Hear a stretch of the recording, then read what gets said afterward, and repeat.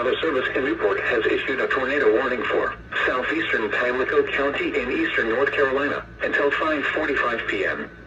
At 5:15 p.m., a severe thunderstorm capable of producing a tornado was located near Gennaro, or 12 miles northeast of Havelock, moving northeast at 15 miles per hour. Hazard, tornado. Source, radar indicated rotation. Impact, flying debris will be dangerous to those caught without shelter.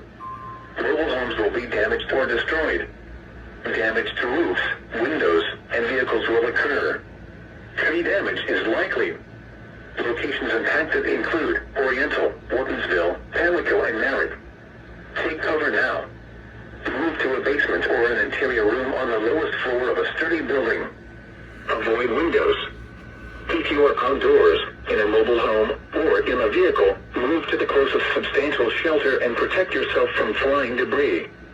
Please send your reports of wind and or hail damage, including trees or large limbs downed, by calling the National Weather Service office in Newport at 1-800-889-6889. Repeating, a tornado warning has been issued until 5:45 p.m. for the following county: Pamlico, North Carolina,